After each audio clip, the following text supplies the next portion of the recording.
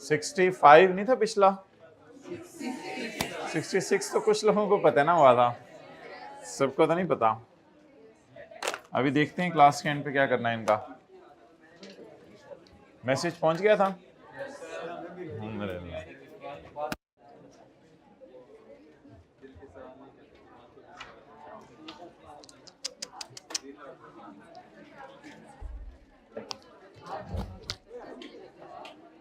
Royalty की definition निकाल लें चैप्टर 5 में। रॉयल्टी में हमने ये पढ़ा था, ये 4th 5th रो में इनको चुप करवा दें जरा। रॉयल्टी की डेफिनेशन, खामोश हो जाए ना, क्लास हो रही है, मैं बोल रहा हूँ आप लोग बोल रहे हैं, इतना भी नहीं पता।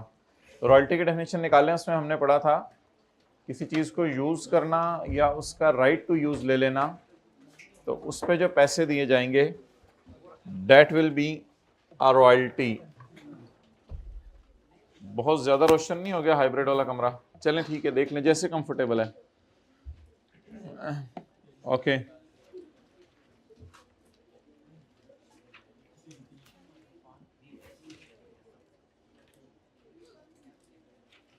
पॉइंट नंबर डी,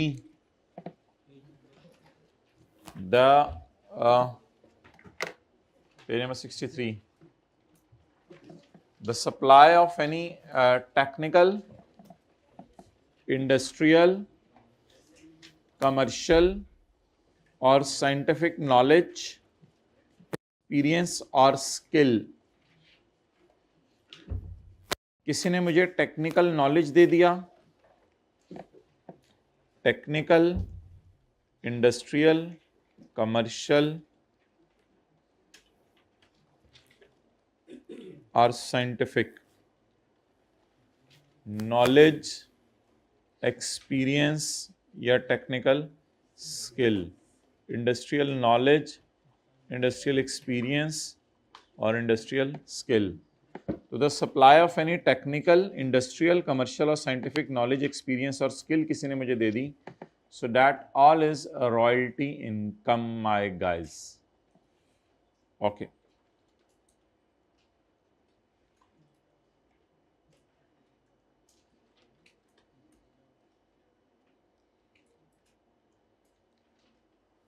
अच्छा ये ना फी फॉर टेक्निकल सर्विसेज में हमने पढ़ा था कि फी फॉर टेक्निकल सर्विस की डेफिनेशन हमने पढ़ी थी, इधर ही पढ़ी थी हमने। उसमें भी हमने कहा था कि मैनेजेरियल, टेक्निकल या कंसल्टिंग सर्विस आपने दे दी, मैनेजेरियल, टेक्निकल और कंसल्टिंग सर्विस आपने दे दी।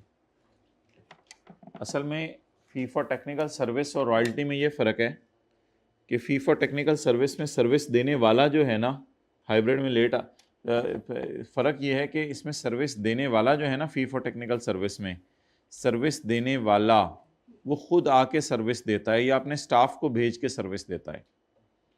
लेकिन रॉयल्टी में वो खुद सर्विस नहीं देता, बल्कि वो उसको बस ऑनलाइन ऑफलाइन समझा देता है कैसे करना है, अपना नॉलेज बस कन्वे कर देता है फिजिकली आने के बजाय। हाँ, हल्का फुल्का कभी असिस्टेंस भी अगला बंदा मांग लेता है, वो तो कोई मसला नहीं, लेकिन टेक्निकल सर्विसेज में वो फिजिकली आके एक्टिव फॉर्म में टेक्निकल सर्विसेज देता है। लेकिन रॉयल्टी के केस में जब ये चीज़ें वो शेयर कर रहा हो अगले बंदे से, तो फिजिकली नहीं आता, पैसिव रह के, पीछे रह के ये सारे के सारे काम करके देता है। ओके, तो फी फॉर टेक्निकल सर्विस में ये लिखा हुआ था और रॉयल्टी में ये लिखा हुआ है, तो दोनों में डिफरेंस ये है कि there is a transfer of knowledge in royalty. Royalty में नॉलेज ट्रांसफ़र हो रहा है सिर्फ, हालांकि फी फॉर टेक्निकल सर्विस में इन्वॉल्व एक्चुअल रेंडरिंग। इसमें ट्रांसफ़र ऑफ नॉलेज है, इसमें एक्चुअल रेंडरिंग है, ये डिफरेंस है लेट आने पे। अच्छा,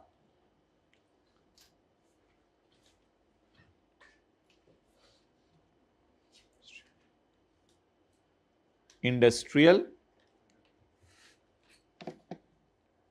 इक्विपमेंट आपने किसी का यूज़ कर लिया, आपने किसी का कमर्शियल इक्विपमेंट यूज़ कर लिया, या आपने किसी का साइंटिफिक इक्विपमेंट यूज़ कर लिया, तो ये कहाँ फॉल करेगा?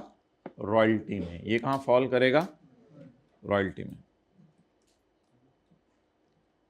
अच्छा, किसी का इक्विपमेंट थोड़े अरसे के लिए इस्तेमाल करना, ये तो आप रॉयल्टी दे रहे होंगे, लेकिन अगर building together with plant and machinery पक्की पक्की किराए पे ले लें तो वो तो फिर इनकम फ्रॉम अदर सोर्स है। रॉयल्टी भी वैसे आमतौर पे इनकम फ्रॉम अदर सोर्स में ही जाती है। आगे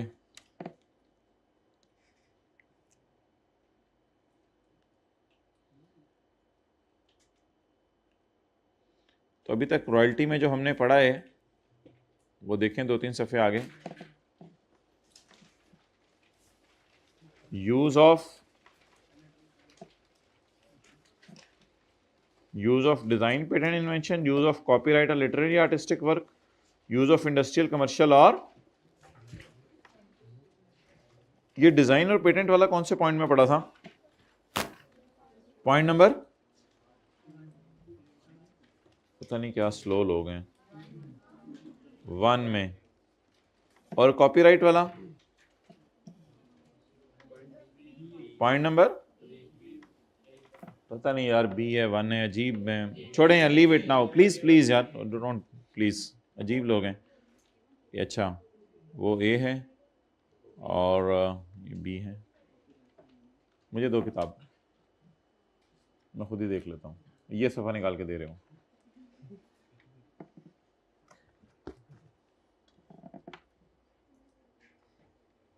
वन ए बी,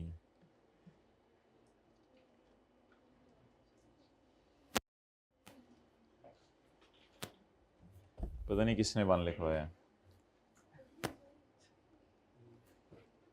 ये बी में पढ़ा था। एनी इंडस्ट्रियल नॉलेज, ये भी ई में पढ़ा है। तो इन तीनों के साथ उसने यूज का लफ्ज़ इस्तेमाल किया है। रिसीट ऑफ और राइट टू रिसीव, ये सी में पढ़ा है। सप्लाई ऑफ टेक्निकल, ये डी में पढ़ा है। नहीं नहीं, होने नहीं, अब मैं खुद ही कर रहा हूँ, बस से मेरी बातें हो रही हैं। ये लो,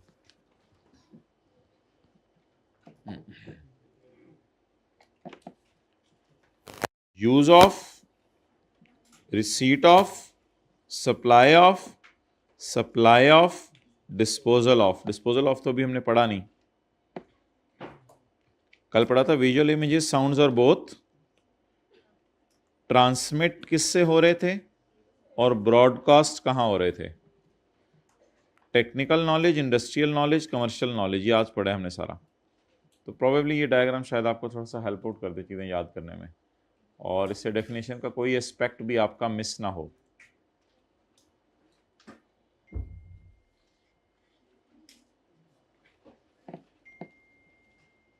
okay, point number F, supply of. अब ये फिर लेट आते हैं, हद होती है।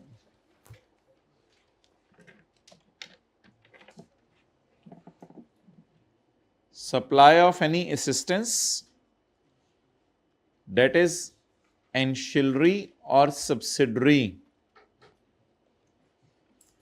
to any property or right as mentioned in A through E.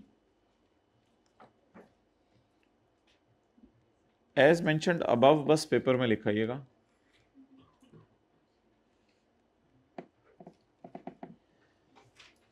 Visual images catch करने में आपको कोई मसला आ रहा है, फॉर्मूला लगाने में आपको कोई मसला आ रहा है, साउंड्स कैच करने में आपको कोई मसला आ रहा है, ब्रॉडकास्टिंग में कोई मसला आ रहा है, टेक्निकल नॉलेज इस्तेमाल करने में कोई मसला आ रहा है, साइंटिफिक नॉलेज इस्तेमाल करने में कोई मसला आ रहा है, तो कोई नहीं, आप उससे मदद भी ले सकते हैं थोड़ी सी। The supply of any assistance, क्या सप्लाई हो रही है?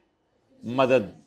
Supply of any assistance that is ancillary, जो कि ज़रूरी है, और सब्सिडरी, सब्सिडरी मतलब है यानी वो मेन काम नहीं है आपका, सब्सिडरी काम है। मेन काम तो आपका फॉर्मूला देना है, उसकी मदद देना तो एक छोटा काम है। एंशिलरी भी है, ज़रूरी भी है मदद देना, उसके बगैर वो चीज़ चल भी नहीं रही, और सब्सिडरी भी है। सब्सिडरी का मतलब है मेन काम नहीं है, सबऑर्डिनेट काम है एक।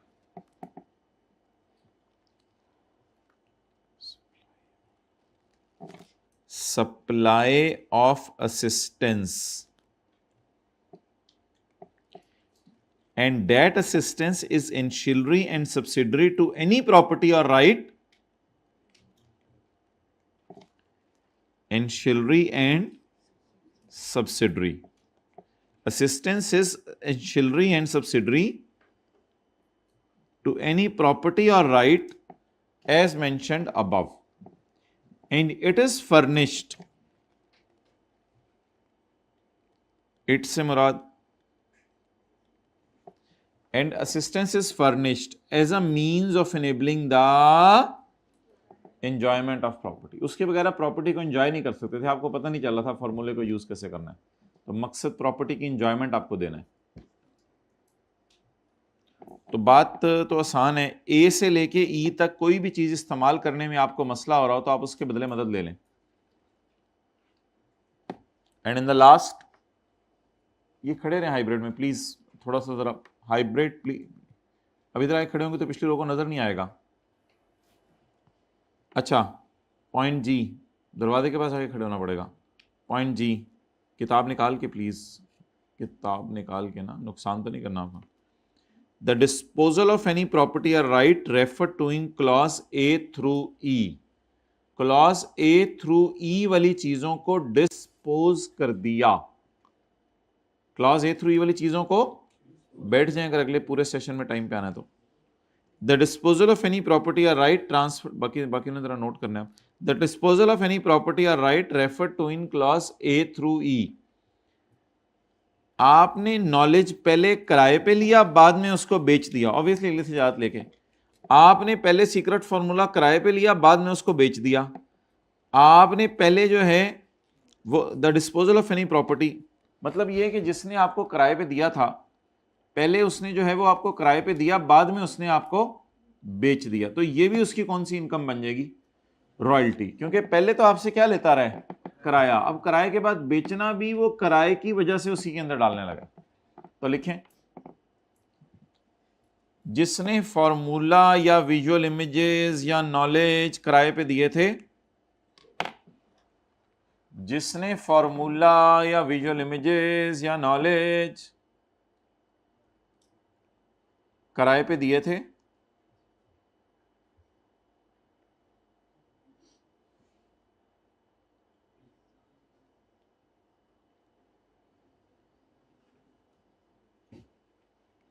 उसी ने आपको बेच भी दिए।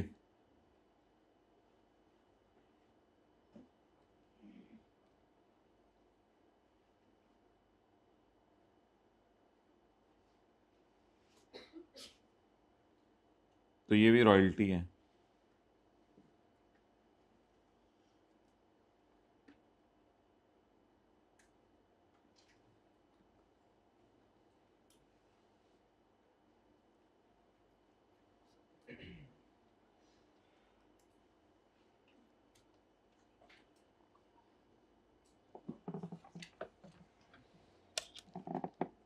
Okay, IT enabled services.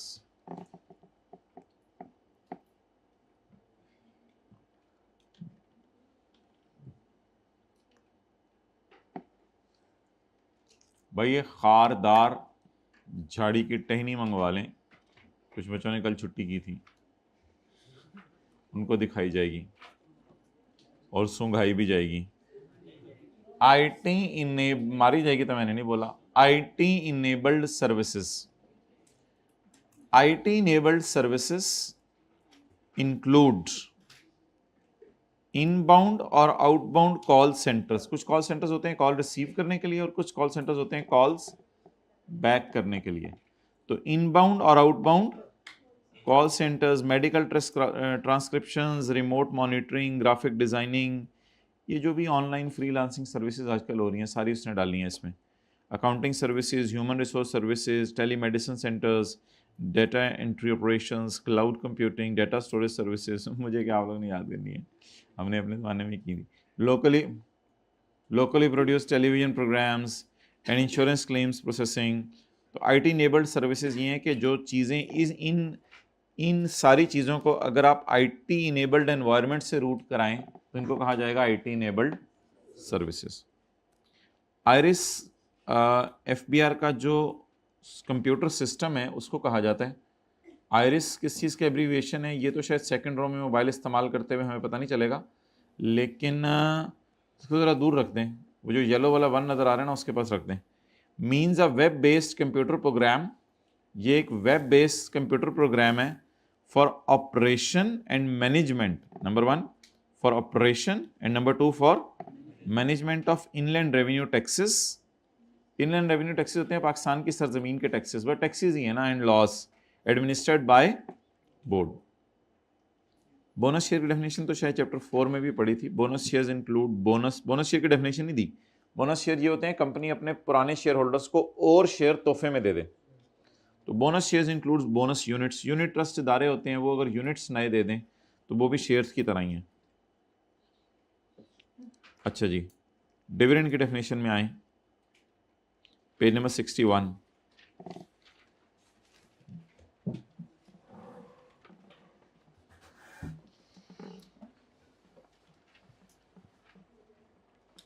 Company अपने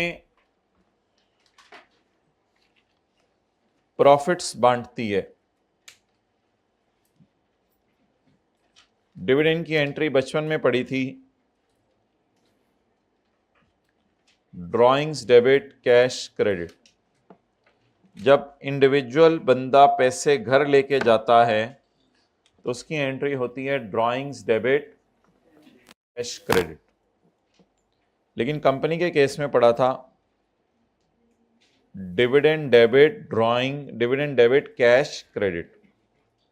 लेकिन बाद में जाके पता चला था कि ये अर्निंग ही कम हो रही होती हैं, या अर्निंग कम हो रही होती हैं, या जो प्रॉफिट आपने अकम्युलेट करके रखे होते हैं बिजनेस में वो कम हो रहे होते हैं। डिविडेंड की ट्रीटमेंट तो हमें पता है, फाइनल टैक्स रेजिम में 15%। आज डिविडेंड की डेफिनेशन पढ़े हैं। तो अगर कभी कंपनी अपने प्रॉफिट्स बांटे, क्या हुआ, पेज मिसिंग है बुक में? हाँ, अगर कभी भाई ये पेज कॉपी करवा के उसको डिविडेंड वाला ला दे। आपका भी मिसिंग है? ठीक है, कितने लोगों का मिसिंग है? हाथ खड़ा करें। डिविडेंड वाला पेज नंबर कौन से? 61। ये हाथ खड़ा करें, कितने लोगों का मिसिंग है? ठीक है, साथ वाले से हमेशा के लिए किताब ले लें। 4 लोग हाइब्रिड में हाथ खड़ा करें, किसी का पेज मिसिंग है? नहीं मिसिंग, नहीं पुरानी बुक तो नहीं होगी इनके पास, तो नई बुक है ना? हाँ नई बुक है। ठीक है, 10 कॉपियाँ करा लें, 6 मैं घर ले जाऊँगा। कोई इलाके में हो सकते हैं मेरे सीए कराओ, तुम्हें क्या। डिविडेंड एनी बांटना, बोलें किसने बांटा? क्या बांटा? प्रॉफिट्स। क्या बांटा? बोले एनी बांटना। किसने बांटा? क्या बांटा? किसको बांटा? अगर इस बांटने में, अभी आपने नहीं काटना, अगर इस क्यों किताब की तरफ क्यों देख रहे जब वो पेज नहीं है? बंद करो। है पेज, तुमने क्यों मंगवाया है यार? एक कॉपी कैंसिल कराओ, नो सफे लाना। इफ सच बांटना, अगर इस बांटने में रिक्वायर्स द जाना ऑफ एसेट्स, ये एसेट मेरा जा रहा है, कैश भी जा सकता है। अगर किसी को पैसे नहीं चाहिए, फर्नीचर ले ले, फर्नीचर नहीं चाहिए एसी ले ले, एसी नहीं चाहिए मेरी जान ले। इस तरह की बातें तू ही करता है बस। Accumulated profits debit bank credit. अब ये डेफिनेशन याद कर लें, बोले एनी बांटना। किसने बांटा? कंपनी ने बांटा। किसको क्या? शेयर होल्डर को बांटा। क्या बांटा? प्रॉफिट्स बांटे। अगर इस बांटने में चले जाएं assets, including money, asset in kind भी जा सकते, चीजें भी दे सकते हैं आप उसको। डिविडेंड लेने आप चीजें दे के फारग कर दें। आप एक लेयर्स का एक डब्बा दे दें, ये लो। अच्छा, पॉइंट नंबर बी, समटाइम्स ऐसा भी होता है कि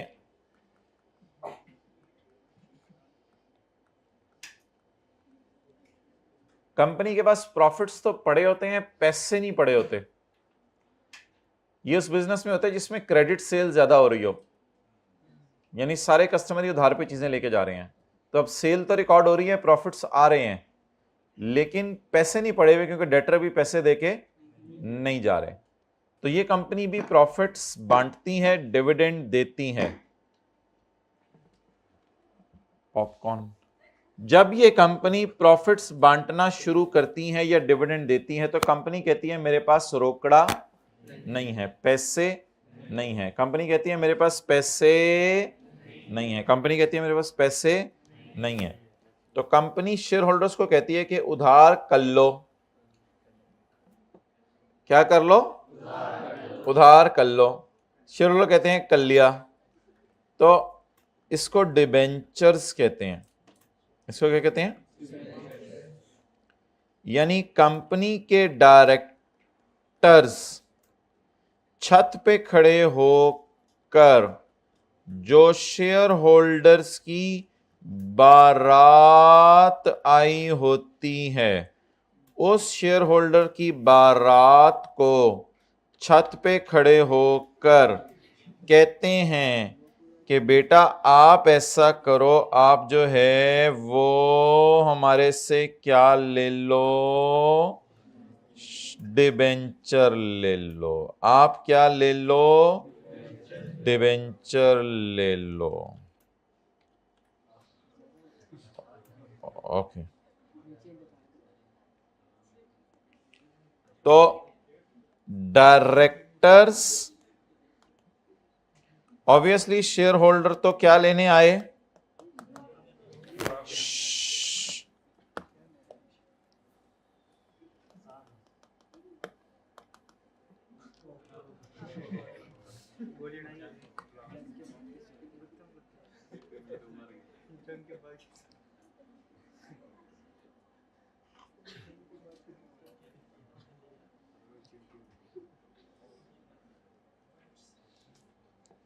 शेयर होल्डर्स तो डायरेक्टर से कह रहे थे कि पैसे दो, पैसे दो, हाइब्रिड मैक्रोडो में बातें करो, पैसे दो, पैसे दो। शेयर होल्डर तो डायरेक्टर्स को ये कह रहे थे। तो डायरेक्टर्स ने कहा पैसे ले लेना, पैसे ले लेना।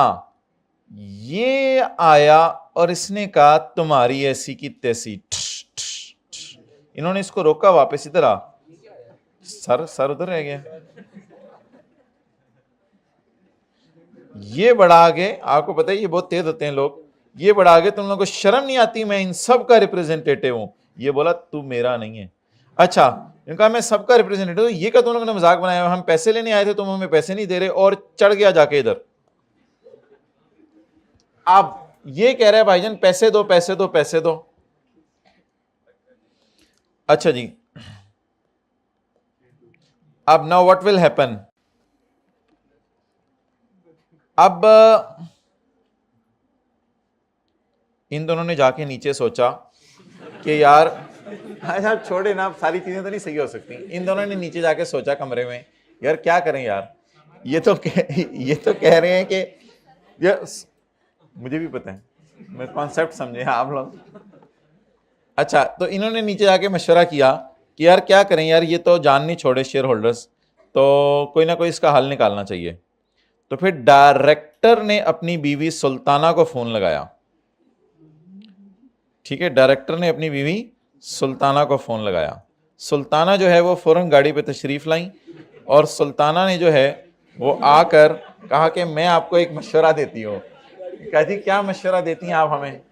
तो इन्होंने सुल्ताना ने प्लीज हाइब्रिड। अच्छा, तो सुल्ताना ने आके कहा कि सरताज ऐसा करो कि ये जो सारी अवामुन नास है ना, ये सारी अवामुन नास इसको ढुस कर दो।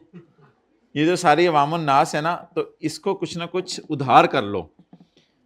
जब ये बात सुनी ना, ये बात सुनी, तो ये जम्मे गफीर सारा सुल्ताना के पास आ गया और सुल्ताना से कहा सुल्ताना बाजी सॉरी, ऐसा नहीं हो सकता, आप हमें सबूत दें कि उधार हो रहा है।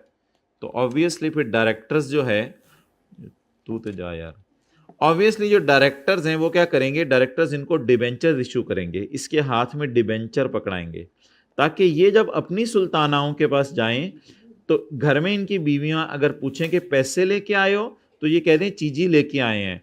बेगम कहे दिखाओ चीजी मैंने खानी है, ये डिबेंचर दे दें वो खा ले। तो ये डायरेक्टर्स शेयर होल्डर्स को क्या देंगे बोलें, तो डिबेंचर सर्टिफिकेट इशू करेंगे, ऊपर से डिबेंचर सर्टिफिकेट इशू करेंगे। तो अब शेयर होल्डर्स को जरा तसल्ली हो जाएगी कि हमें डिविडेंड मिल गया है। एनी बांटना, एनी किसने बांटा, किसको बांटा, क्या बांटा, क्या बांटा, डिवेंचर बांटा। वेदर कैपिटलाइज्ड और नॉट, अच्छा वेदर विद और विदाउट प्रॉफिट, हो सकता है इन पे इंटरेस्ट दें, हो सकता है इस पे इंटरेस्ट, वेदर विद और विदाउट इंटरेस्ट, हो सकता है इन पे इंटरेस्ट दें।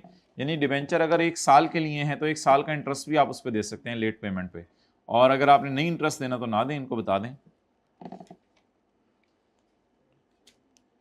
Up to the extent of profits, लेकिन ऑब्वियसली जितने प्रॉफिट्स हैं, जितने प्रॉफिट्स हैं उतनी डिवेंचर आप इशू कर सकते हैं। अगर प्रॉफिट से ज्यादा डिवेंचर इशू कर दें तो उसका फिर हम देखेंगे क्या करना है। तो कहते हैं प्रॉफिट्स की हद तक क्या इशू करो, डिवेंचर, अगर उससे ज्यादा इशू हो जाए वो फिर कहते हैं देखते हैं क्या करना है। नेक्स्ट, कई दफे ऐसा होता है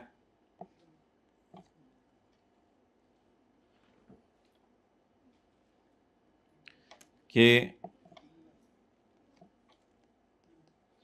शेयर कैपिटल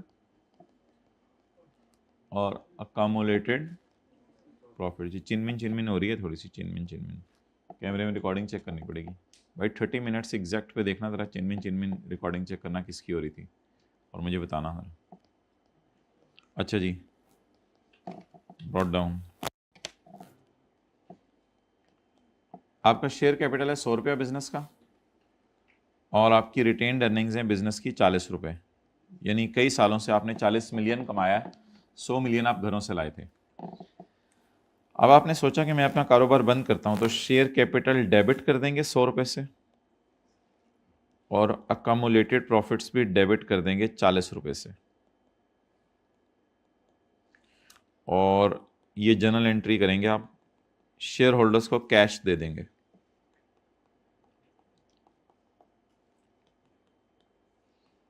ताकि कारोबार आपका क्या हो जाए, बंद हो जाए। तो कारोबार बंद होने की सबसे बड़ी निशानी ये होती है कि बिजनेस का शेयर कैपिटल ज़ीरो हो जाता है। अब इसमें जो डिविडेंड है वो 40 रुपये है, क्योंकि बाकी तो आपने उसका अपना कैपिटल ही उसको वापस किया। होता यह था कि कंपनीज बंद हो जाती थी, लेकिन कंपनीज कहती थी हमने डिविडेंड तो नहीं बांटा, हम तो बस बंद हो गई हैं। तो लॉ मेकर ने कहा नहीं, अगर कंपनी बंद होने पे 100 से ऊपर जितना भी ओनर घर लेके गए हैं ना, that all will be classified as, और इस पर भी 15% टैक्स काटना पड़ेगा। यानी आप 40 उनको पूरा नहीं देंगे, 40 पे 15% टैक्स काट के जो पैसे बचेंगे वो उनको देंगे।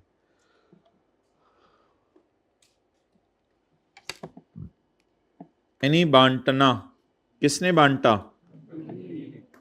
किसको बांटा, कब बांटा, लेकिन जिस हद तक आपके पास क्या पड़े हैं, प्रॉफिट्स। कौन सा पॉइंट है ये, इसमें डिविडेंड कितने हैं, सॉल्यूशन, डिविडेंड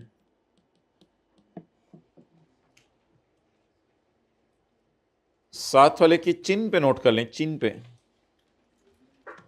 चिन्मिन चिन्मिन पे।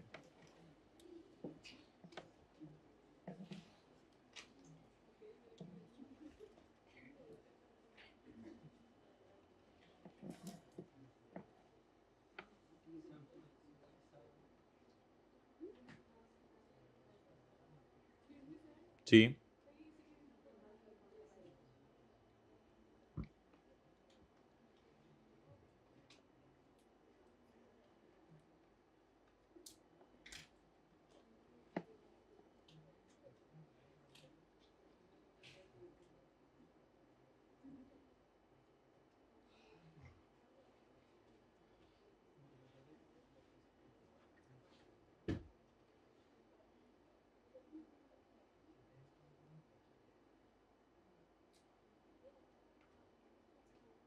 ओके, एसी का करना है, नहीं पूछ लेना क्या करना है, कि पूछें जाके क्या कह रहे हैं।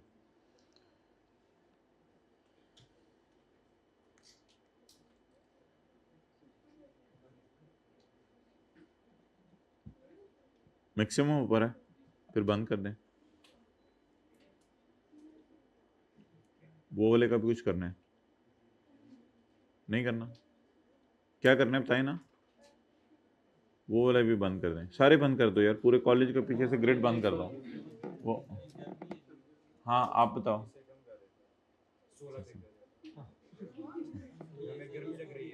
अच्छा अच्छा, ठीक है, लेकिन इसको प्यार से बताया करो ना, जिंदगी में प्यार से बोला करें यार, खुदा के लिए दोनों को कैसे समझाया। मैं टीचर हूँ, मुझे कई दफ़ा बोलना पड़ता है, लेकिन नॉर्मल लाइफ में खुदा के लिए प्यार से बोला करो।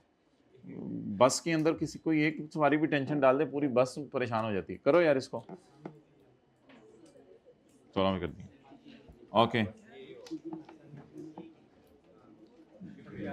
गुस्सा का नहीं ना, बस ठीक है। अच्छा, पॉइंट नंबर, वेदर कैपिटलाइज्ड और नॉट। अच्छा जी, वेदर कैपिटलाइज्ड और मैंने इधर भी छुड़वाया, मैंने इधर भी छुड़वाया, मैंने इधर भी छुड़वाया, क्योंकि मैं आपके फ्यूचर से खेल रहा हूँ, मुझे पता है मैंने बताना है। Point number G, D for donkey. अच्छा माय डियर, यार वो खारदार झाड़ी अलॉन्ग विद कांटे, आई एम सीरियस, समीउल्लाह को भेजो मंगवाए। एनीथिंग मुझे नहीं पता कहाँ थे, जिस मर्जी घर से तोड़ के लाए। अच्छा, अब मुझे ये बताएं कि ये तो बिजनेस क्या हो रहा था, ऊपर लिखें लिक्विडेट। ये बिजनेस क्या हो रहा था, लिक्विडेट। अब हम ऐसा करते हैं कि चले चलाए बिजनेस का कैपिटल कम करते हैं, उसे लिक्विडेट नहीं कराते, चले चलाए बिजनेस का कैपिटल कम करते हैं। रिडक्शन ऑफ, बोले capital, reduction of capital, capital reduce हो जाना, चले चलाए बिजनेस का कैपिटल रिड्यूस हो जाना। अब अगर आप चले चलाए बिजनेस का कैपिटल रिड्यूस करें, मिसाल के तौर पे आप ये कहें कि मैं अपने बिजनेस के ऑपरेशन ज्यादा कर रहा हूं, मैं पहले पानी और जूते बेचता था, अब मैं सिर्फ जूते बेचूंगा, पानी बेचना मुझे अजीब सा लागे कि पानी डाल के बेच दूं, तो पानी बेचना मुझे अजीब सा लागे, तो मैं आप सिर्फ जूते बेचूंगा। तो शेयर होल्डर्स को कहा आधा पैसा वापस ले जाओ, उन्होंने कहा आधी अर्निंग भी वापस कर दो। तो अब मेरे ख्याल से आधा शेयर कैपिटल वापस कर देंगे,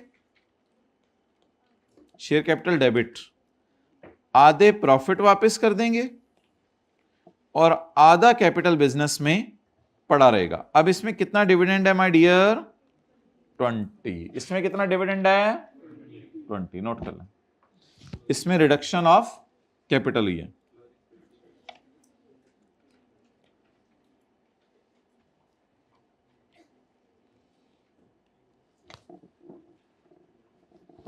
नोट कर लिया, कर लें।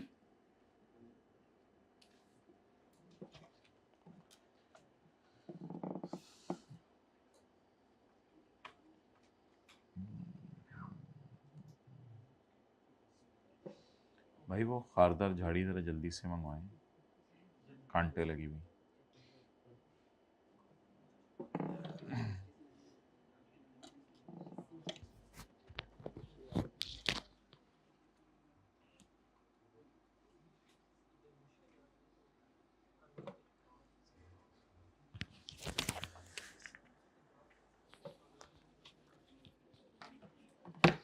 चलें जी आगे चलें।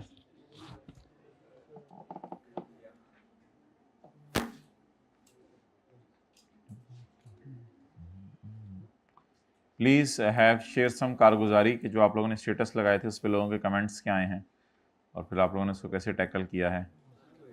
स्टेटस लगाया था डिस्कनेक्ट वाला, कुछ लोग ऐसे भी होंगे जिन्होंने सीन देख के कोई कमेंट या लाइक नहीं किया होगा, और आप लोगों के दिल पे गुजरा होगा यार ये तो पूछ लेता कि क्या हुआ है। यही हुआ है, दिल पे नहीं लेते। Well done. पढ़ें जी पॉइंट डी। अच्छा मैं आपको सीरियसली बताऊं कि टाइम नहीं रह गया, ये आप लोगों को पता नहीं चलना कैसे गुजरना है। आगे सेल्स टैक्स में तो वैसे ही जो है वो आपको सर खुजाने का टाइम नहीं देना, मैं सीधे सर खुजाने के लिए बंदे रखने पड़ते हैं आखिरी दिनों में, तो सर खुजाने का टाइम नहीं मिलना आप लोगों को। वो कोई रोटी सालन ला के रखेगा, आपको कहेगा भाई रोल बना के रोटी में डाल दो, खुदा के लिए मैंने तो ऐसे ऐसे साथ साथ खानी है, मुझे पता नहीं चलना सालन किधर आलू किधर गोभी। आखिरी दिनों में तो ये हालात हुए होते हैं बंदे के। मैं आपको सीरियसली बता रहा हूँ, सीरियसली बता रहा हूँ, अभी से सीरियस हो जाएं, अभी से सीरियस हो जाएं, आगे टाइम नहीं है, 2-2.5 महीने पता नहीं चलना कैसे गुजरने हैं। पॉइंट नंबर डी, नहीं उठ के नहीं जाना भाई, बैठ, अभी इधर पढ़ेगा तो कुछ होगा ना, उठ के जा रहा है पढ़ने के लिए। पॉइंट डी, इतना भी जज्बाती नहीं होना, बोले नहीं बांटना, बांटा, किसको बांटा, बबलू नाम रख दें इसका, किसको बांटा, बबलूज, किसको बांटा, बबलूज को बांटा। कब बांटा, कंपनी अपना कैपिटल रिड्यूस कर रही थी, अपने ऑपरेशंस बिजनेस के काम कर रही थी, up to the extent of profits, जो प्रॉफिट्स बांटे हैं। ओके, नेक्स्ट, बड़ी इंपॉर्टेंट इसमें से सवाल बन रहे हैं। The payment by a private company, the payment by as defined in companies act, कहते हैं ये वाली प्राइवेट कंपनी नहीं जो मैंने पिछले सफे पे डिफाइन की है, ये वाली प्राइवेट कंपनी नहीं, जिसको कंपनी लॉ प्राइवेट कहता है। और आपको पता है कंपनी लॉ पब्लिक अनलिस्टेड और पब्लिक लिस्टेड को प्राइवेट नहीं कहता, वो फिर प्राइवेट को ही प्राइवेट कहता है। तो हमने तो शायद पब्लिक अनलिस्टेड को भी प्राइवेट कह दिया था, याद आ रहा है? हाँ, अगर पब्लिक अनलिस्टेड के गवर्नमेंट ने शेयर खरीदे होते वो फिर और बात है, लेकिन हमने तो आम हालात में प्राइवेट को भी प्राइवेट कहा था और पब्लिक अनलिस्टेड को इसलिए प्राइवेट कहा था कि वो स्टॉक एक्सचेंज में लिस्टेड नहीं है, तो उसको भी हमने प्राइवेट कह दिया था। लेकिन कहते हैं ये प्राइवेट वो वाली प्राइवेट नहीं जो पिछले समय वाली प्राइवेट है, ये प्राइवेट वो जो कंपनी लॉ के टीचर ने प्राइवेट कंपनी की डेफिनेशन पढ़ाई है, ये वो वाली प्राइवेट है। चलो ठीक है, वो वाली प्राइवेट समझ लेते हैं। The payment made by a private company as defined in फलाना लॉ, प्राइवेट कंपनी अपने शेयर होल्डर को बुला के, प्राइवेट कंपनी अपने शेयर होल्डर को बुला के लोन दे, उसके घर का बिजली का बिल दे दे, कोई तोहफा दे दे, कोई पैसे दे दे, कुछ दे दे, कोई एडवांस पकड़ा दे, कुछ कर दे। कहते हैं प्राइवेट कंपनी को ऐसा नहीं करना चाहिए, क्योंकि बाकी शेयर होल्डर्स 1-2 ही होते हैं, 3-4-5 शेयर होल्डर होते हैं, ज्यादा शेयर होल्डर होते नहीं प्राइवेट कंपनी में, तो थोड़े से शेयर होल्डर होते हैं प्राइवेट कंपनी में। तो अगर अपने शेयर होल्डर्स को लोन में से उनमें से एक को लोन दे रही है तो बाकी शेयर होल्डर लड़ाई करेंगे, इसलिए मैं इसको डिस्करेज कर रहा हूं कि प्राइवेट कंपनी अपने शेयर होल्डर को लोन दिया करे। तो ये 7-8 कॉपीज होके आई हैं, ले आओ जल्दी, इधर चाहिए, किसको चाहिए, हाथ खड़ा करें जी, जल्दी आए ना, जल्दी आए भाई, माय डियर, जल्दी आए, सेकंड लास्ट रो से देना शुरू करें। ओके, हाइब्रिड में किसी को चाहिए तो खड़े हो जाए अपनी सीट पे, नहीं खड़ा हुआ बस, ठीक है, नहीं चाहिए। अच्छा, तो the payment by a private company, private company क्या दे, नंबर 1 एडवांस दे दे, और ट्रस्ट भी दारा होता है, या लोन दे दे, किसको, या कोई भी for the individual benefit of share holder की गाड़ी का पेट्रोल डलवा दे, शेयर होल्डर के घर के बिजली का बिल दे दे, बिजली का बिल, शेयर होल्डर की बेगम का सूट, कोई चीज दे दे, कोई चीज दे दे, whatever it may be. भाई ये याद रहा है तूने, एक चीज तो रिपीट की है तूने दोबारा, the payment should be from accumulated profit. Payment कहां से होनी चाहिए, अकोमुलेटेड प्रॉफिट से। अच्छा, ले आए खारजा झाड़ी। तो बॉक्स में जो चीज है वो भी पढ़ने की जरूरत नहीं है, बॉक्स में जो चीज है वो भी पढ़ने की जरूरत नहीं है।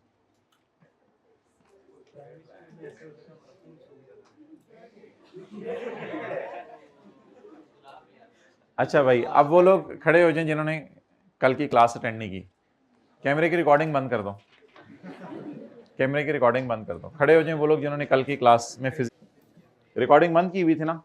चलो ठीक है भाई, ऑनलाइन वालों अब ये रो रहे हैं, बहुत ज़्यादा इनके साथ हुई है, इनके साथ वो हुई है। अब रोने की आवाज़ें रिकॉर्ड अगर किसी ने मोबाइल पे की हैं तो प्लीज़ इनको लाइव कर दे, ऑन एयर कर दे। और बहुत ज़्यादा ये लोग रो रहे हैं, अच्छा, the payment should be from accumulated profits. अब मुझे ये बताएं कि अगर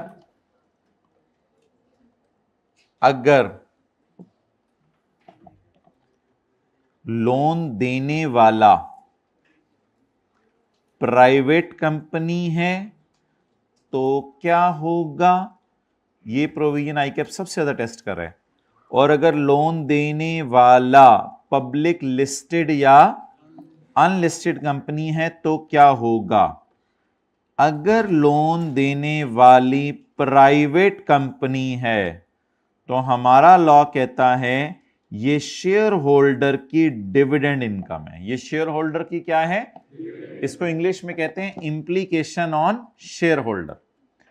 और अगर लोन देने वाला प्राइवेट कंपनी है तो कंपनी के जिम्मे है वो काटे टैक्स।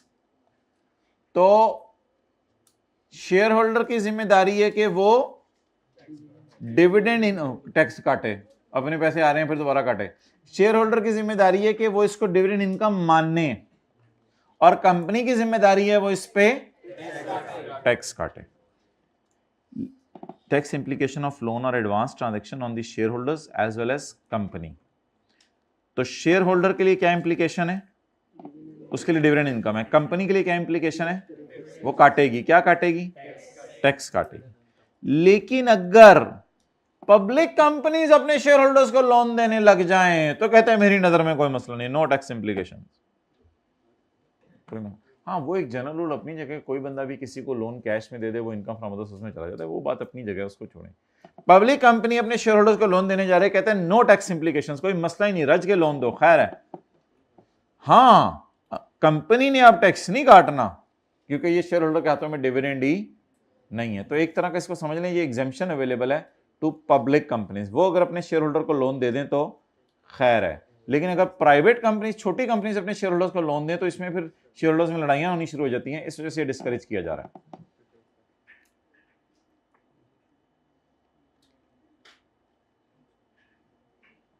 ओके,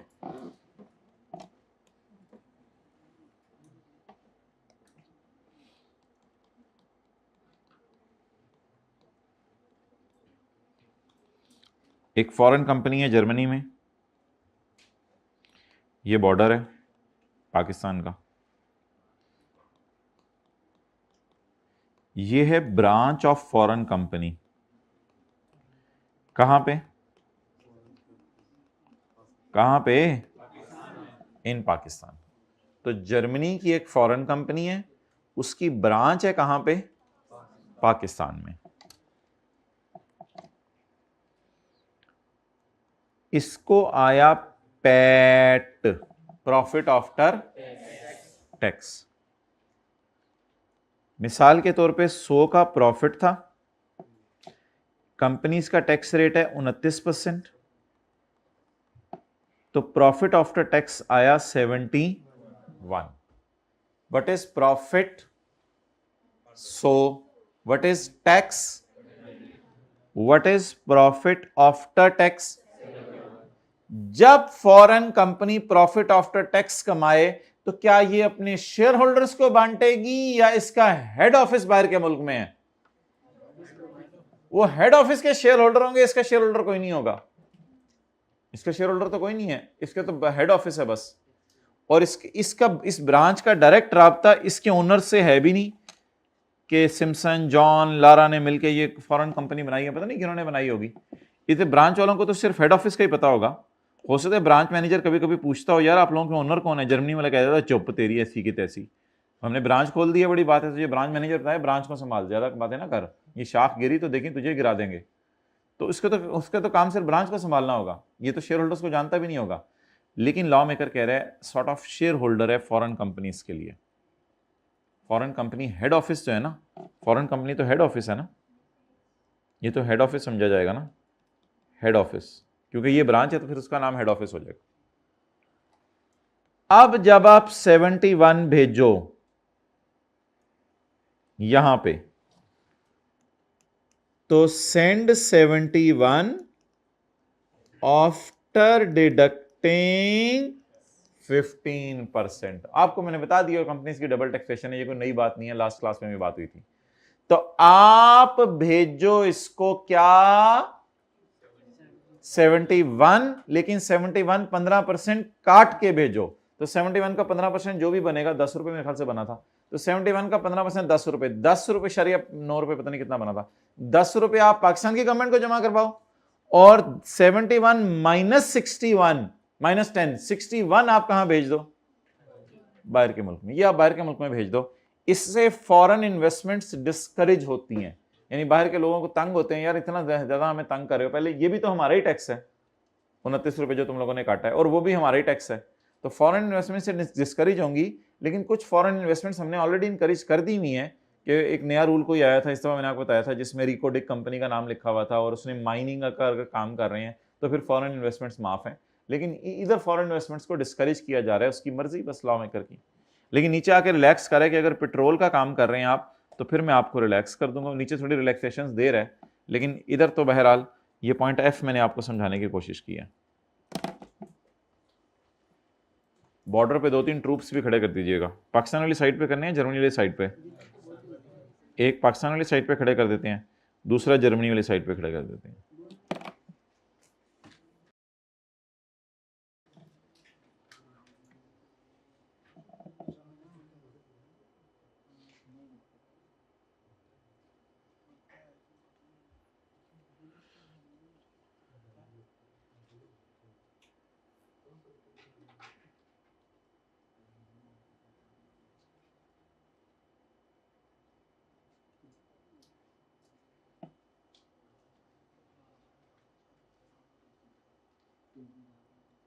चले माय डियर,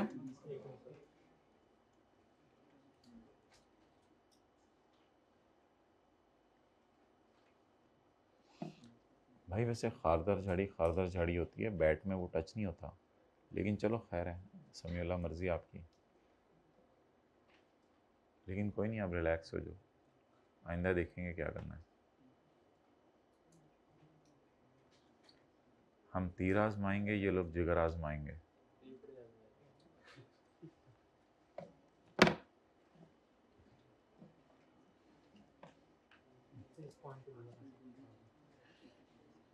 आज ना एक काम करो, व्हाट्सएप ग्रुप्स में ना एक नया ग्रुप बना के भेजो, ग्रुप फॉर पेरेंट्स कैफ 2, और फिर बच्चों को अपने पेरेंट्स को इसमें ज्वाइन करवाएं। तो फिर इंशाल्लाह ना उस पर हम जो है ना इंशाल्लाह सब किया करेंगे, उस पर इंशाल्लाह बातें बताया करेंगे कि इस तरह कुछ करो। नहीं यार, if we start this practice तो it will good for your future I think. अल्हम्दुलिल्लाह। चलें वोटिंग करा लेते हैं और इसको कर लेते हैं। कितने लोग अल्हम्दुलिल्लाह अपने पेरेंट्स को ऐड करवाएंगे इसमें? ओह माशाल्लाह 50%। भाई अल्हम्दुलिल्लाह बच्चे एग्री कर गए हैं तकरीबन 40-50%। तो इस प्रैक्टिस को ज़रा शुरू करवाओ, फिर टेस्ट जो है ना, टेस्टों की रिपोर्ट उसमें शेयर की जाएगी। तो ये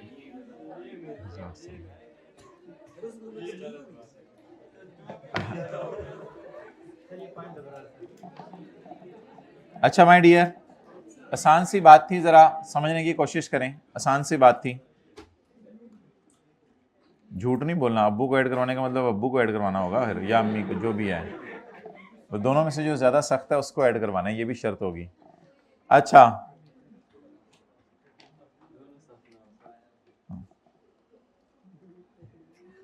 कंपनी ने कितना कमाया?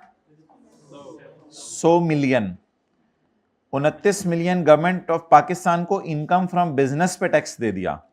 29 मिलियन गवर्नमेंट ऑफ पाकिस्तान को इनकम फ्रॉम, वो सादा बंदा है, उसने ओके सर लिख दिया मुझे, और उसने करना है अब ये समीउल्लाह। अच्छा, 100 मिलियन क्या कमाया? Income from business. कितना टैक्स? 29। कंपनी के पास बचा कितना?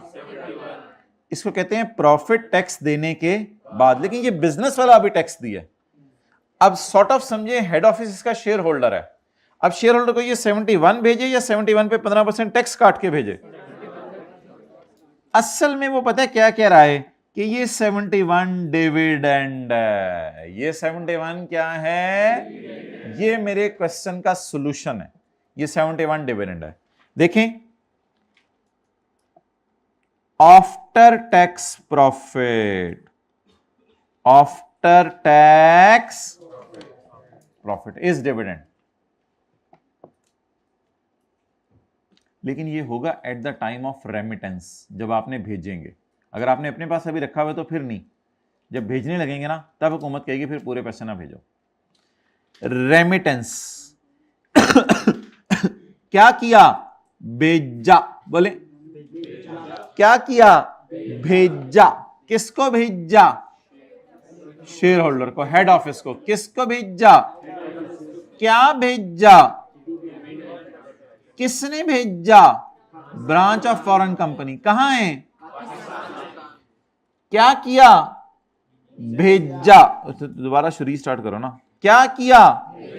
किसको भेजा? क्या भेजा? किसने भेजा? कहां है?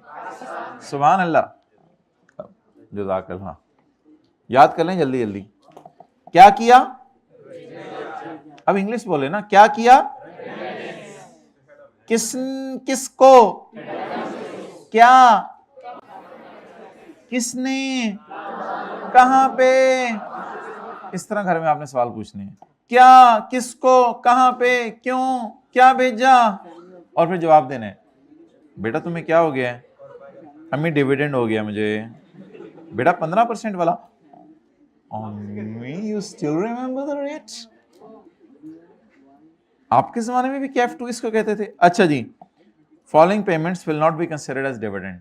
ये वाली पेमेंट्स डिविडेंड नहीं समझी जाएंगी। Remittance of after tax profits, remittance of after tax profits by a branch of a petroleum exploration in, जो फॉरेन कंपनी पाकिस्तान में आके पेट्रोल को एक्सप्लोर करे या प्रोड्यूस करे। एक्सप्लोर करे, प्रोड्यूस मींस कि उसमें से वो कोई खराब चीजें निकाल के उसे सही, तो पेट्रोल को एक्सप्लोर या प्रोड्यूस करे पाकिस्तान में आके, उसको फिर रिलैक्सेशन है। उसको फिर आप 71 पूरा भेज दें। ये वाला टैक्स उसका माफ नहीं करने लगे हम डिविडेंड माफ करने लगे हैं। हम डिविडेंड माफ करने लगे हैं।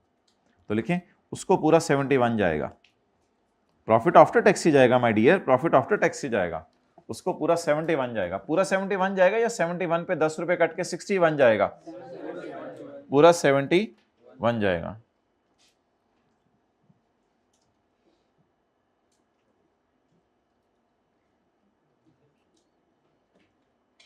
ओके,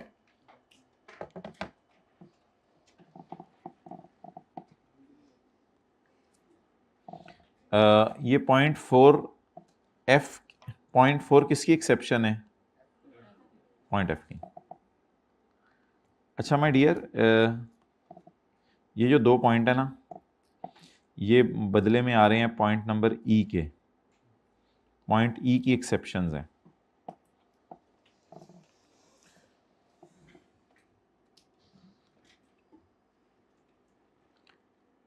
एक प्राइवेट कंपनी अपने शेयर होल्डर को लोन दे सकती है। साथ में से कौन सी? इस तरह दोनों उंगलियां यहां ऐसे रख के, कौन सी पूछे उसे?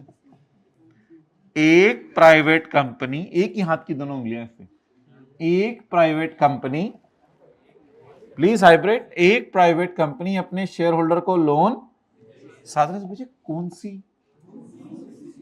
अच्छा, उधर से जवाब नहीं आना, इधर देखें।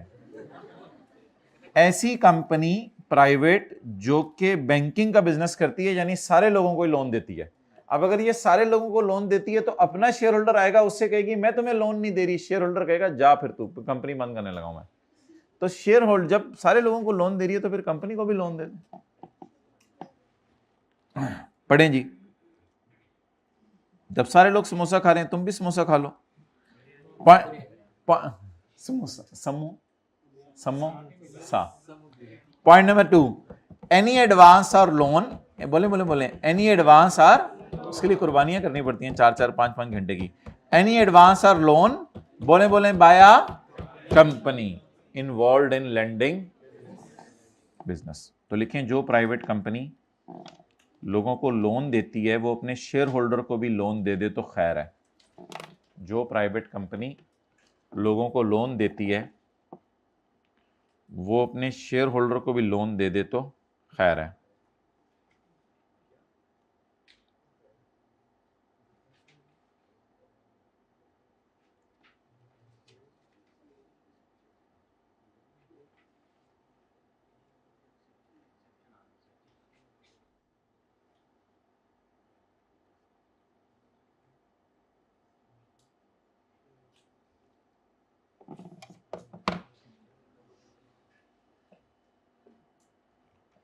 ओके चलिए माय डियर आगे।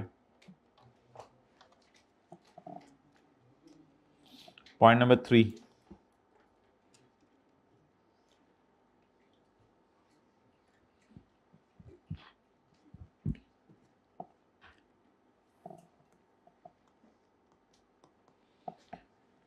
थोड़ी सी ना ज़रा टेंशन चाहिए।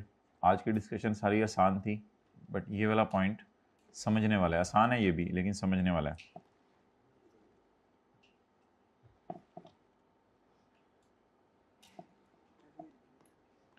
कंपनी अनाउंस्ड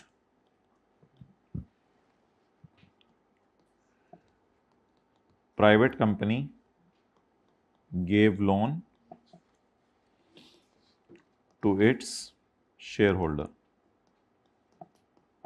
घुरी मारे प्राइवेट कंपनी को, साथ वाली प्राइवेट कंपनी को घुरी मारे, तुमने लोन दे दिया शेयर होल्डर को, तुम्हें मना भी किया था, तुम्हें पता है तुम प्राइवेट कंपनी हो। Private company gave loan to its shareholder of rupees 30 million. 30 million का लोन दे दिया। 2011 में कंपनी अनाउंस्ड डिविडेंड। पहले तो बताएं इसके टैक्स कॉन्सिक्वेंसेस क्या होंगे। Tax consequences, it is rupees 30 million is dividend income for, ये शेयर होल्डर के लिए डिविडेंड इनकम है। कंपनी विल डिडक्ट टैक्स, हाँ वो ठीक है, बिल्डन। Company announce dividend for same share holder, for same share holder, उसी शेयर होल्डर के लिए कंपनी ने डिविडेंड अनाउंस किया ऑफ रुपीज 18 मिलियन।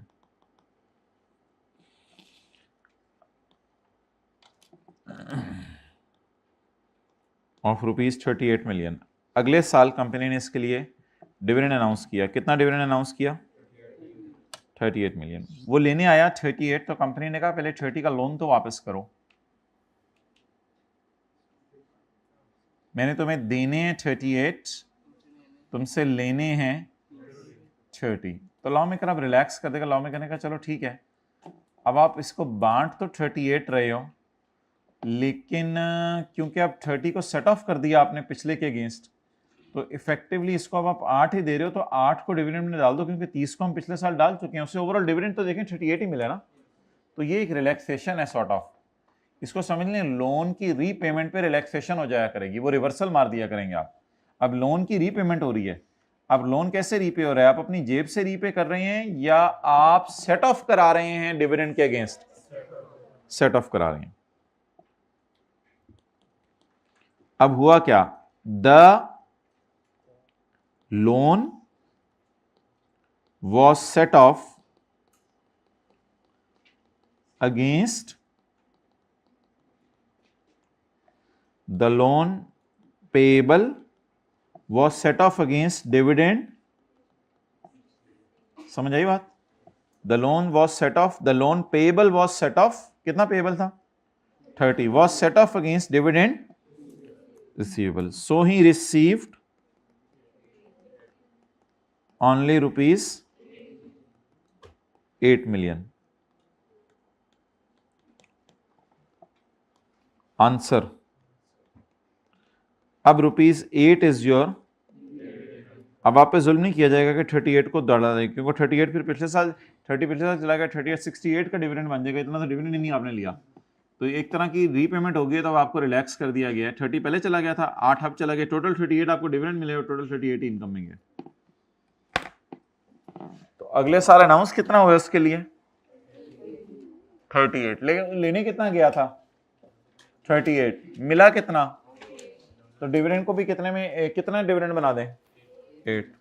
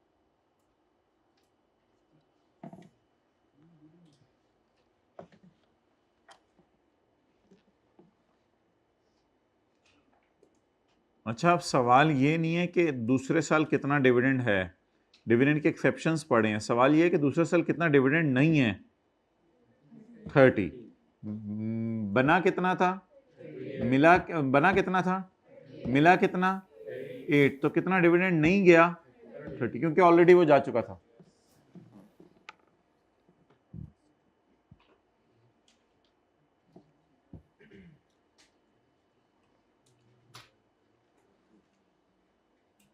तो दिमाग खुले, कल न्यूमेरिकल लेके, या कल टैक्सी क्लास में नहीं थे तुम, दिमाग खुला या खुल गया, देखें साथ वाले का।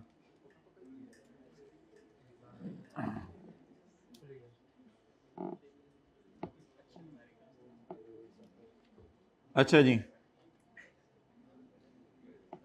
अब टेस्ट वाले न्यूमेरिकल को टाइम निकालना है डिस्कस करने का। ओके, नहीं नहीं, नहीं।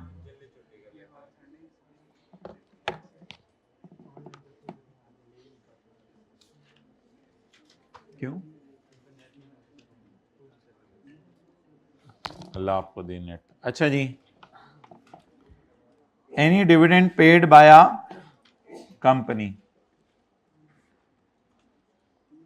which is set off against the amount previously paid by it and assumed as, what is previously paid by it 30 and assumed as, और उसको कहां डाल दिया गया था डिविडेंड में डाल गया था।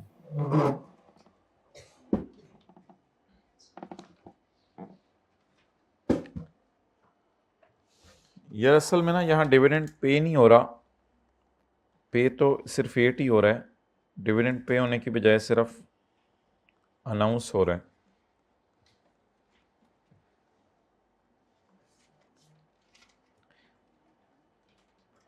Any dividend announced by company which is set off, now what is set off, नहीं 38 तो नहीं, 30. Any dividend announced by company which is set off against the amount previously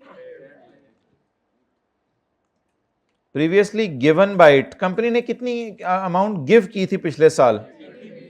previously given by it and assumed as, और वो पिछले साल क्या assume कर ली गई थी? Dividend assume. क्लियर? चलें जी, इनकम हम प्रॉपर्टी के चैप्टर निकाल लें.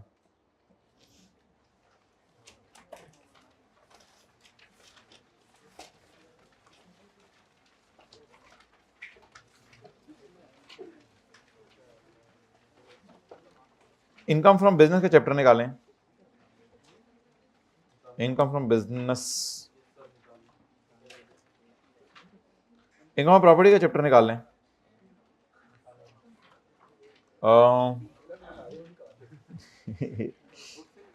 दिल में ऐसे ना क्या करें, एक बार सोच लें फिर मुझे बता दिया. सॉरी, चैप्टर 13 निकालना था, वो चैप्टर ठहरे 11 एओपी वाला 12 निकाल. मैंने सारे चैप्टर निकाल लिए हैं.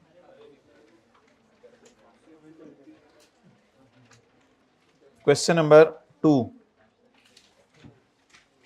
सुहेल, खालिद एंड कजी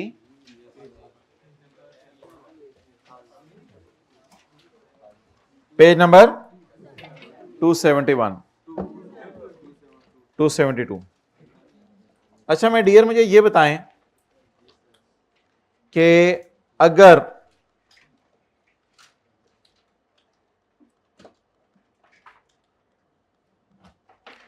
एक बंदे की इनकम फ्रॉम बिजनेस है 100 और उसमें उसने कॉस्ट ऑफ सेल माइनस की हुई है 20, ग्रॉस प्रॉफिट आया हुआ 80,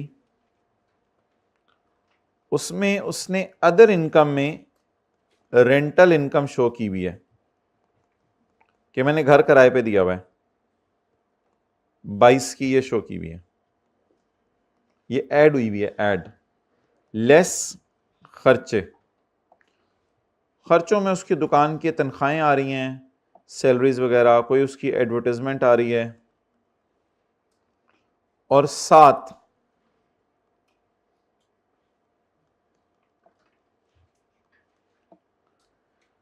ये जो घर इसने किराए पे दिया हुआ है इसकी इंश्योरेंस आ रही है, insurance of house given on rent.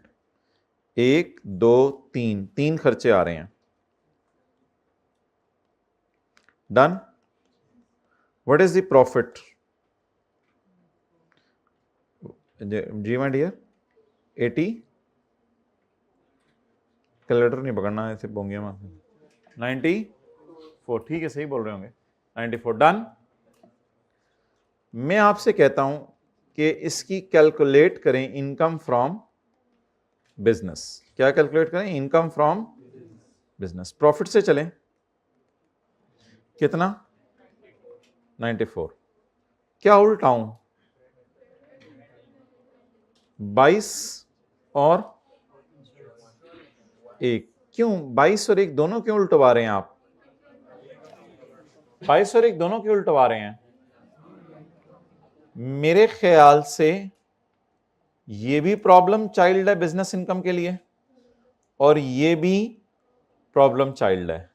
ये प्रॉपर्टी की ग्रॉस रिसीट है और ये प्रॉपर्टी के खर्चे हैं. किसी को फील हो रहा है या कराऊं? कराया तो फिर ज्यादा फील हो जाएगा, कराया तो ज्यादा फील हो जाएगा. हो रहा है या कराऊं? अच्छा तो बताएं अब इनकम फ्रॉम बिजनेस कितनी है? 73. अच्छा इस तरह नहीं कर सकते, 21 को माइनस कर दें नेट. इसमें तो 22 पड़ा हुआ है, 1 माइनस हुआ हुआ है, तो 21 पड़ा हुआ है. 21 one and the same thing. आपको जो मर्जी पसंद है, मुझे उससे कोई कंसर्न नहीं. आप लोगों ने पेपर में 22 को उल्टाकर 1 को उल्टाना है तो इस तरह कर दें, या आप लोगों ने नेट करके 21 को माइनस करना है तो भी मुझे एक्सेप्टेबल है. तो इस सवाल के नीचे छोटी सी कोई जगह बना के कहीं पे सफ़े के एंड पे नोट कर लें. ये एक मिसाल कराई है मैंने आपको, सॉर्ट ऑफ ये क्वेश्चन है और ये सॉल्यूशन है। आज तक प्रॉफिट्स में किसी और हेड की क्या पड़ी होती थी? इनकम। लेकिन आज किसी और हेड के खर्चे भी पड़े हुए हैं, तो क्या करें, एक को उल्टाएं या दोनों को उल्टाएं? दोनों को उल्टाएं। बॉल लेके आओ। अच्छा, दिन बहुत कम रह गए हैं।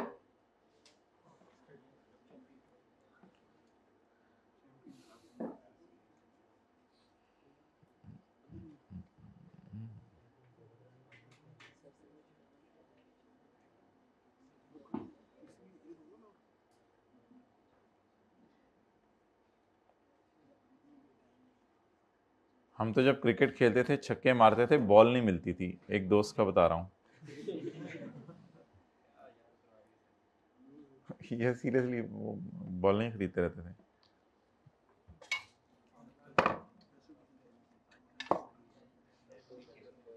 आजकल तो मोबाइल पे ही क्रिकेट चल रही होती है। विले लोग 6 घंटे मैच देख रहे होते हैं।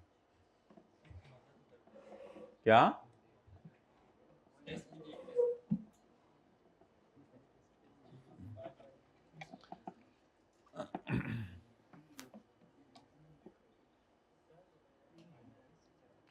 अच्छा माय डियर, मैं वैसे ही आपसे पूछ रहा हूँ कि कितने लोग सीरियस हो गए हैं, सीरियसली सीरियस हो गए हैं कि जैसे बस अब पेपर हैं करीब सर पे ना। इसकी इंडिकेशंस होती हैं कुछ, एक दो इंडिकेशंस ये होती हैं कि मोबाइल का यूजेज बिल्कुल मिनिमल हो जाता है।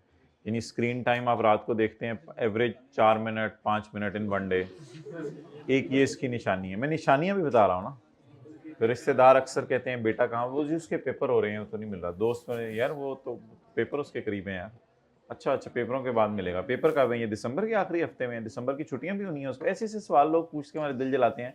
अच्छा जून जुलाई में आप लोगों को छुट्टियां नहीं होती हैं? ऐसे ऐसे सवाल पूछ के हमारे दिल जलाते हैं। दिसंबर की छुट्टियां नहीं हो रही आप लोगों को? आप पढ़ाते हैं? हाँ मैं पढ़ाता हूँ। अच्छा चलो, आपको तो दिसंबर में मजे। हाँ, संडे की छुट्टी नहीं होती ना। ठीक है, तो अब हमने लोगों से बातें करनी छोड़ दिया हुआ है। ठीक है, लोगों को ये बता देना चाहिए हम उस्ताद नहीं है, हमारे सामने बहुत उस्ताद बैठे होते हैं जो खुद ही डिसाइड कर लेते हैं यूट्यूब पे लेने। हम दीवाने हैं जो आते हैं इधर। दिल पे नहीं लिया मैंने, मैं हकीकत बता रहा हूं। सुहेल खालिद एंड काजी, कल आप लोगों ने दिल तोड़ा मेरा। Suhail Khalid and Qazi are partners of an AOP. Suhail Khalid and Qazi क्या है? बोले पार्टनर्स ऑफ एओपी। इतनी मुश्किल से मैसेज बनवाया था। Suhail Khalid and Qazi are members of an AOP. Suhail Khalid and Qazi members हैं एओपी के। And share profits and losses in the ratio of 2:1. The principal activity of AOP is trading of chawal and gandum. तो लिख दें agriculture income is exempt. I have got 12 marks. No, why no? क्यों नहीं? Agriculture income माफ क्यों नहीं है? Excellent, well done my गाय। ये trading of rice and wheat है, खुद नहीं काश्त कर रहा बल्कि खरीद के बेच रहा है, इसलिए ये एग्रीकल्चर इनकम नहीं कमा रहा। Well done. The principal activity, आपका इलाका कौन सा मेरे भाई? Gilgit, well done. Following are the details of the annual income of AOP and its members. AOP और उसके पार्टनर्स की डिटेल उसने आपको दे दी है। Following are the details of annual income of AOP and its partners. AOP अल्हम्दुलिल्लाह suffered a loss of 15 lakh. The loss has been arrived at after adjusting rental income. The profit has been arrived at. The profit has been arrived at after adjusting rental income. तो फिर कैसे rental income को बाहर निकाला था? Less करके और इसके खर्चों को ऐड करके। बोलें the profit has been arrived at by adjusting rental income. By including rental income भी लिख सकता था, वो तो जैसे मर्जी लिखे। The profit has been arrived at by adjusting rental income. लेकिन मेरे ख्याल से एडजस्ट का लफ्ज उसने पता है इसलिए लिख दिया है कि नीचे आ रहा है लॉस, तो रेंटल इनकम पॉजिटिव टाइप चीज है, तो ऐसी फिर शायद उसने एडजस्ट कर लिया कि लॉस आ रहा है तो the negative is arrived at by adjusting rental income.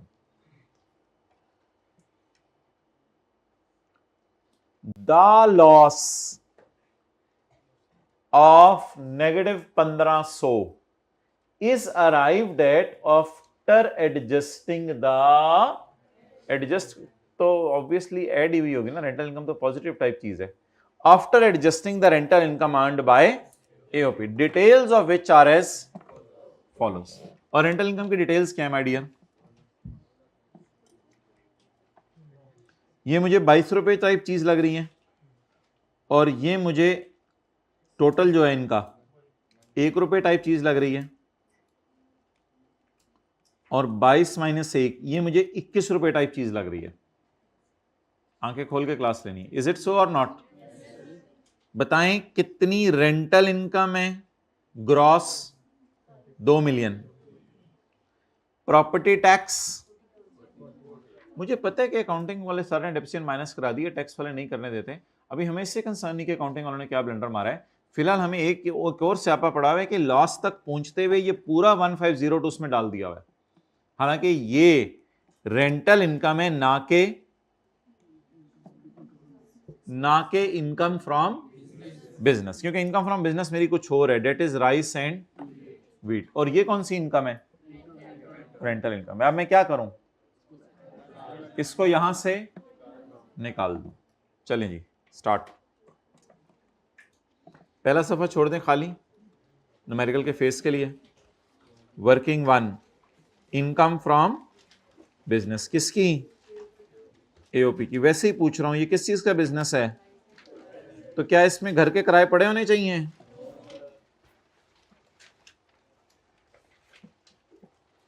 कहां से स्टार्ट करें, लॉस से प्रॉफिट से? Loss. The loss is arrived eight after adjusting.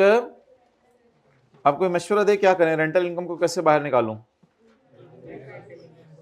Minus कर दूं? क्या करूं? -2000 प्लस 497,500, या कोई शॉर्टकट बताएं? इसको लेस कर दूं, ये खुशी टाइप चीज है, खर्चे को ऐड बैक कर दूं, या ओवरऑल खुशी को माइनस कर दूं? ये नेट इनकम है, ये ग्रॉस है, और ये क्या है? आई कैप को यहां नेगेटिव का साइन लगाना चाहिए था, क्योंकि नीचे फिगर कम हो रही है ना। तो gross receipt minus is equal to net. मेरे ख्याल से नेट को उल्टा दें। जब आप नेट को उल्टाएंगे तो उसमें तीनों खुद ही सिमट के लिपट जाएंगे, ये उलट जाएंगे सारे के सारे। तो बस नेट को उल्टा दें, कोशिश करें जरा। इस तरह करना है तो इस तरह कर लें, 2000 माइनस कर दें और 497.5 को ऐड कर दें। अगर इस तरह नहीं करना, अच्छा करना वही है, ऊपर लॉस पड़ा हो जो प्रॉफिट हो, लेस करना है। अभी थोड़ी देर पहले मैंने आपको लेस ही कराई है।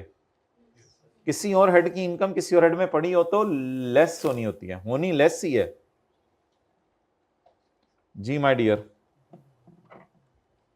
लेस इनकम फ्रॉम प्रॉपर्टी कितनी? यार ये मुझे पता है कि ये रीक्लासिफाई होके उधर जानी नहीं है, ये रीक्लासिफाई इंशाल्लाह हम करेंगे कल। ये रीक्लासिफाई होके जो है वो कहाँ जानी है ये भी मैं आपको बताऊंगा, लेकिन क्लासिफाई इस अमाउंट पे नहीं होनी माय डियर। रीक्लासिफाई करते हुए ज़रा अकल लगानी पड़ेगी, रिपेयर अलाउंस वगैरह माइनस करने हैं और काफ़ी कुछ करना है। तो रीक्लासिफाई इस अमाउंट पे नहीं होनी, लेकिन याद रख लें कि इसको कहीं लेके ज़रूर जाना है। इस फिगर को नहीं लेके जाना, प्रॉपर्टी इनकम खुद निकालेंगे इंशाल्लाह कल। अच्छा जी आगे चलें, रिवर्स कर दें इनकम प्रॉपर्टी को। खर्चों में पार्टनर्स की पेमेंट्स पड़ी हैं। पार्टनर को सैलरी देना बिजनेस का खर्चा है? नहीं। अच्छा, जो पार्टनर ज्यादा कैपिटल लाता है उसको ज्यादा इंटरेस्ट दिया जाता है, और जो पार्टनर कम कैपिटल लाता है उसे कम इंटरेस्ट दिया जाता है। पार्टनरशिप अकाउंटिंग आप लोगों ने पढ़ी भी है? नहीं पढ़ी भी मेरे ख्याल से, अकाउंटिंग सिलेबस में नहीं है, पहले होती थी। तो इंटरेस्ट ऑन कैपिटल ये होता है कि कुछ पार्टनर कहते हैं, सैलरी तो ये होती है ना, जो पार्टनर कहते हैं मैं ज्यादा टाइम दे रहा हूं मुझे ज्यादा सैलरी दो, जो पार्टनर कहते हैं मैं कम टाइम दे रहा हूं, मुझे कम सैलरी दो। जो पार्टनर कहते हैं मैं घर बैठ के मक्खियां मार रहा हूं, मुझे कोई सैलरी ना दो। जो पार्टनर कहते हैं मैं ज्यादा सरमाया लाया हूं बिजनेस में, मुझे उस पर कुछ इंटरेस्ट दो। जो पार्टनर मैं कम सरमाया लाया हूं, मुझे कम इंटरेस्ट दो। ये सारी ही मेरे भाई 21 के जे वाली चीजें हैं, 21 के जे वाली, और ये माइनस करने की इजाजत नहीं है। ये बिजनेस के खर्चे नहीं है, ये बिजनेस के खर्चे नहीं।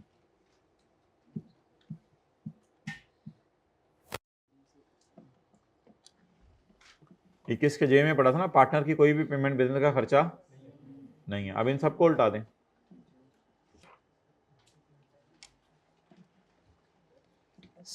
एड बैक, ये खर्चे माइनस हो चुके हैं, ये लिख देखें डेबिटेड, ये खर्चे माइनस हो चुके हैं।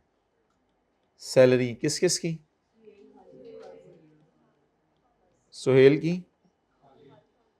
सुहेल की खालिद, सुहेल की salary 900, 600, 0। Interest on capital Suhail का, खालिद का, काजी का,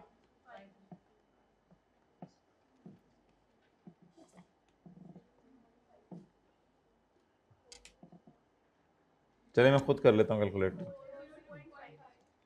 402 बिल्कुल गलत बोला है आप लोगों ने, 402.5 नेगेटिव।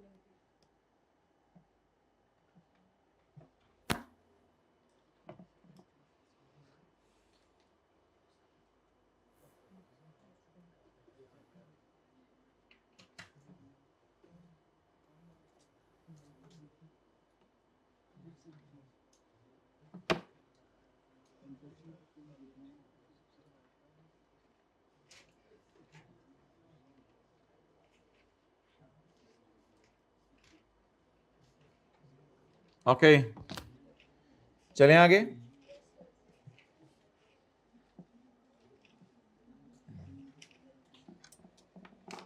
अच्छा अब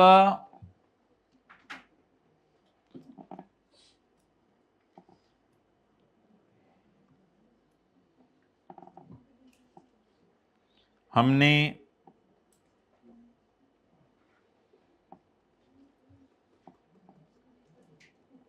एक प्रोविजन पढ़ी थी प्रॉपर्टी के चैप्टर में,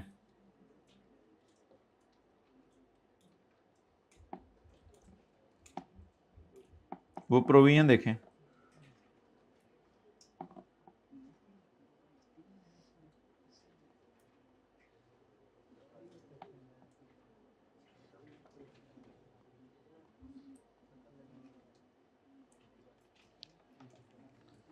और इस प्रोविजन को कल हम इस न्यूमेरिकल में डालेंगे, क्योंकि अब तो टाइम खत्म हो गया है। वर्किंग 1 करके हम छोड़ रहे हैं न्यूमेरिकल को बस। जब कोई प्रॉपर्टी ओन की जाए, 2 या 2 से ज्यादा बंदे प्रॉपर्टी ओन कर रहे हैं, and their shares are definite and, और उनके शेयर्स पक्के पक्के पता है हमें, इस सवाल में बताएं मैं सुहेल खालिद कादी का कितना कितना हिस्सा है। The person shall not be considered as AOP, इनको एओपी नहीं समझना आपने, in respect of property, and the share of each बंदा in the income from property shall be taxable in there. कल हम इनकम प्रॉपर्टी को एओपी के numerical में नहीं डालेंगे, इनके अपने हाथों में डालेंगे। चलें छोड़ें, बात मुझे एडवांस में नहीं करनी चाहिए, वर्किंग 2 कर लें और छुट्टी करें। इनकम प्रॉपर्टी फिलहाल निकाल के रख दें मुझे, इनकम फ्रॉम प्रॉपर्टी फिलहाल निकाल के रख दें मुझे, ताकि कल इंशाल्लाह इसका कुछ करें। फिर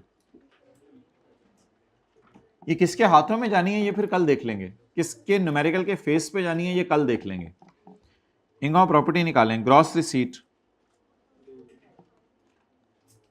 मिल गई किसी को? ग्रॉस रिसीट कितनी है? प्रॉपर्टी टैक्स तो मेरे ख्याल से सेक्शन 15A में अलाउड है, प्रॉपर्टी टैक्स सेक्शन 15A में अलाउड है, लेकिन डेप्रिसिएशन की जगह रिपेयर, असल में लोगों ने कहा था डेप्रिसिएशन माइनस कर दो, लॉ में करने का नहीं, रिपेयर का 1/5 माइनस कर लो। तो इसलिए डेप्रिसिएशन तो माइनस करने की इजाजत नहीं है, बल्कि क्या माइनस करने की इजाजत है? अब हम रिक्लासिफाई करते हुए सही तरीके सोचें या उसकी गलतियां सोचें? सही तरीके सोचें। Less repair allowance,